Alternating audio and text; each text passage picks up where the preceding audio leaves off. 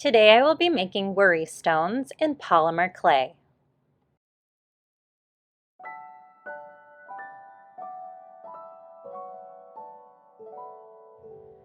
I will be using a couple different colors to make 4 different kinds of worry stones. For this project, I'm using polymer clay. It comes in a package like this, wrapped in plastic. So I take the plastic off, and once I have taken it off, I go ahead and cut the lines into little sections using some of the tools that come with my set. I just ordered this clay off of Amazon. It comes with lots of different colors, and I use whatever colors work for whatever project. Once I've got my clay cut into these sections, I need to go ahead and start kneading it with my fingers. So this clay becomes very malleable, or it can be kneaded really easily if it's warm. So sometimes it helps just to hold it in your hand, to let your hand warm the clay. And then the warmer it is, the easier it is to shape and mold. So I'm going to go ahead and do that with whatever colors I am going to use for my project. I recommend starting off with just a couple colors. So I'm going to put some of these aside and just focus on using 2. I like to kind of use colors that go well together. So in this case, I'm going to start with light blue and dark blue. You can see I rolled them into 2 balls. They're roughly the same size. Now there's a lot of different things that you can do with these. For this one, I'm going to go ahead and flatten them out. I'm going to start just by pressing my thumb onto the balls to kind of smooth them out into like a pancake, something somewhat flat. Another way that you can use to kind of flatten this clay out, especially if you don't have a lot of clay tools, is just a regular Crayola marker or crazy art marker in this case. I'm just going to use it like a rolling pin to kind of flatten out my clay to make it so that it's nice and thin. You can see that's pretty good, nice and thin, rolled out. I'm going to unstick it from the marker and leave it there, and now I'm going to go ahead and do that with my other colors. I'm going to go ahead and flatten it out, pushing down with my thumb first. And then I'll go ahead and roll it out a little bit more with my marker until it's roughly the same size and shape as my other one. It doesn't have to match up perfectly. Then I'm going to lay one on top of the other one, and I want to roll them up. So I'll start on one end, kind of pinch them together, and then roll them up a little bit like that. And I'm going to kind of roll them out so that they make just a little tube. And I'm going to take a knife, or you can also use like a plastic ruler for this, and I'm going to start slicing my tube. And my slicings should give you kind of an interesting design or pattern on the inside. You can kind of see it's like a little spiral in there. If I flatten it out a little bit, it creates kind of an interesting shape. So I'm going to make a couple of these slices, and you can kind of mess around with, smashing them down a little bit, or you can kind of squeeze them a little bit to make so they're not as flat, kind of play around with the shape that they make. I thought they were kind of a cool pattern or cool shape. I'm going to continue slicing these until I've got a few that are ready to use for my little worry stone. Let's see, I've got 4 so far. Here's 5. Smash that down, and 6. I'm going to smash that down, and I think we'll leave it at that. All right, I'm going to take some of my leftover clay and kind of smash it, and then I'm going to roll it into a ball. I like to just do that between my hands. You could do that on the table as well. I'm going to smash that a little bit with my finger, and then I'm going to take these pieces and use them to cover up my ball. Kind of like a cool decoration all over my little ball here. I'm going to do it on the top, and then I'm going to flip it over and do it on the bottom of my ball as well. so that all of it's mostly covered. Then just to help them stick, I'm going to go ahead and roll it again so that it gets nice and smooth. You can do this between your two hands like I'm doing, or you can do it on the table. Now I've got a nice ball covered with some interesting designs. I'm going to push my thumb down to flatten it out. And voila, you have a nice little rubbing stone. So you can use this to rub your thumb in that little area, and you can maybe keep it in your pocket or whatever, of course, after you bake it. So I like how this turned out. I'm going to put it on some wax paper and I'm going to bake it in the oven according to the directions.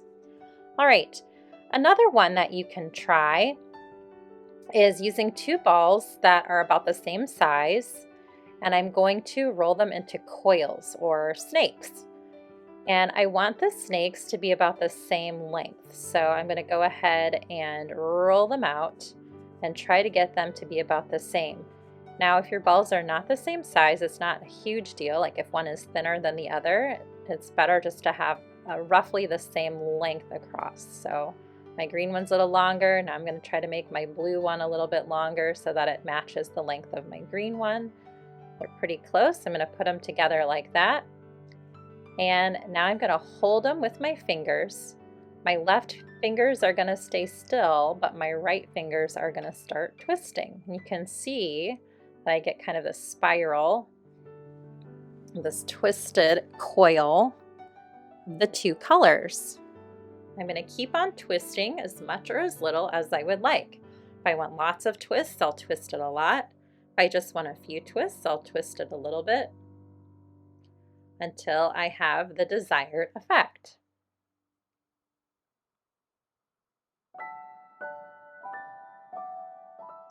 I'm going to put it down on the table and I'm going to roll it just a little bit, just kind of gently to kind of help that twist stay together.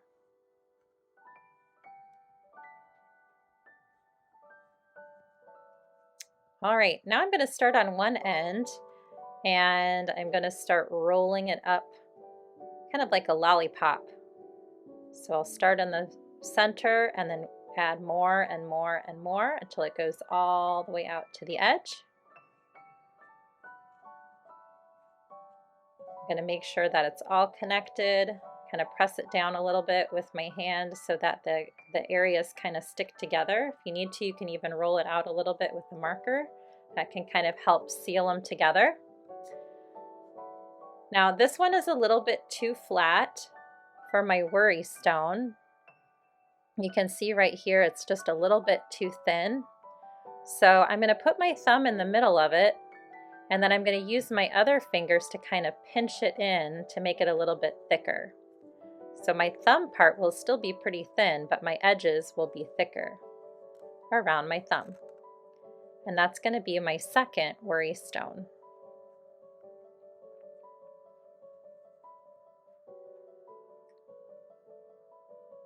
You can rub your thumb right there on the inside and it's ready to bake. I'm going to put this in the oven on some wax paper. When it's done, it will be perfect in my pocket or somewhere where I can use it to pull out.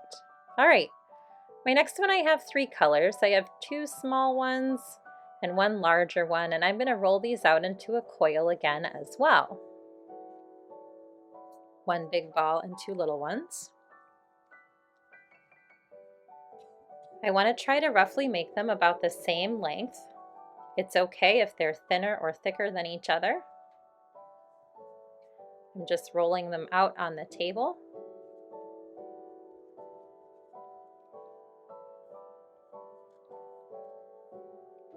Now I'm going to put all three of them together, and just like I did for the other one, I'm going to start twisting, twisting, twisting, and twisting. Then I'm going to roll and twist some more. Now I'm going to kind of smash them together a little bit, and I'm going to roll them in a ball.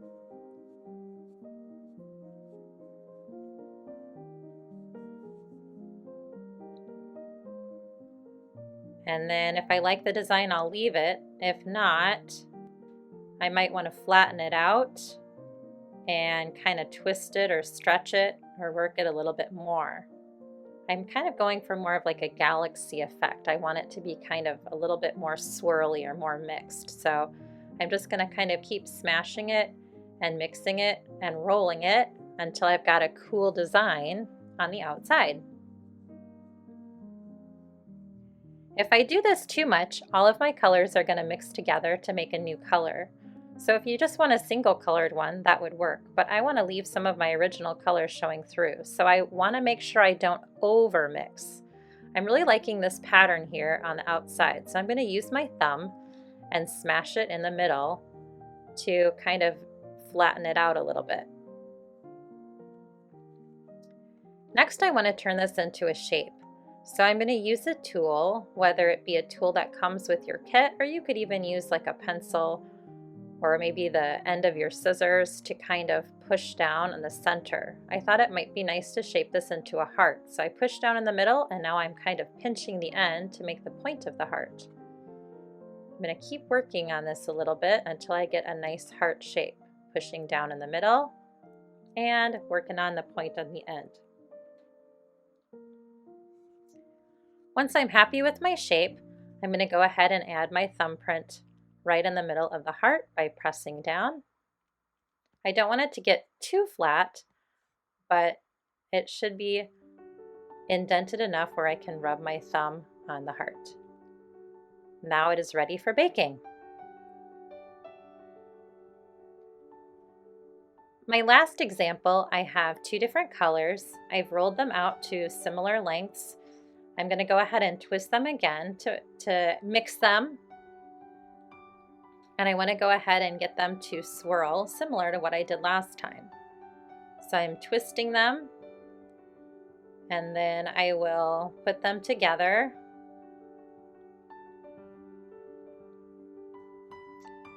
And then I'm going to roll them out into a ball. I want them mixed a little bit more than this. It's still a little bit too blocky. So I'm going to roll it out again into like a snake and continue to twist.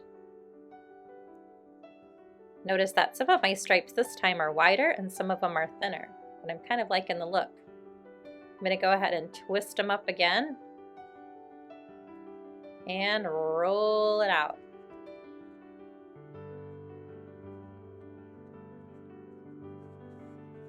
I eventually want to get back to a ball. There's my ball. Next, I want to flatten my ball out just a little bit. So I'm going to roll it this way, but not too far. I want it to be about the size of a potato. Kind of like that. Next, I'm going to use my pincher fingers and pinch some ears. I'm going for some kind of cat. So I'm going to pinch both sides to try to pinch out some ears of an animal. This would also be a good owl. I think it could work for either one. I've got some ears pinched out. I'm kind of liking how they're looking. Next, I want to add a little face.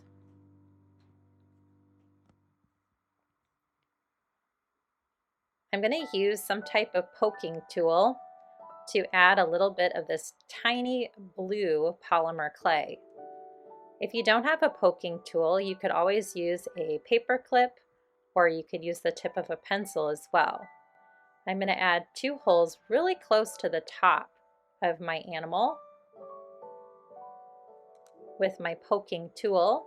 And now I'm going to break off just a teeny tiny bit of this dark blue clay and roll it into some teeny tiny balls and kind of stick them in the holes and push them down a little bit so that they kind of fill in the hole.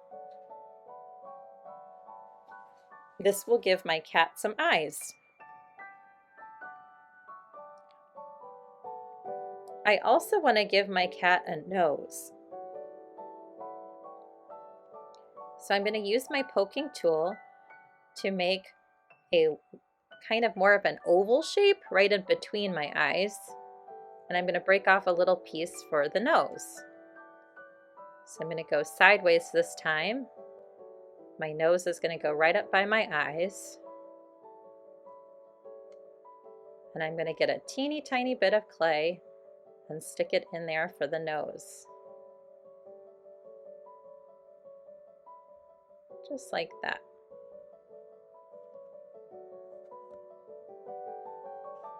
Now I'm going to press my thumb on the bottom for the belly. And that's where my thumb will get to rub for the worry stone. Just like that. Now my cat is ready to bake.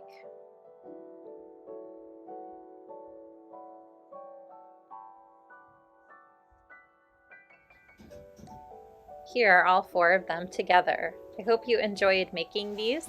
These work great in putting them in your pocket or maybe in a special place where you can kind of pull them out and rub your fingers on them.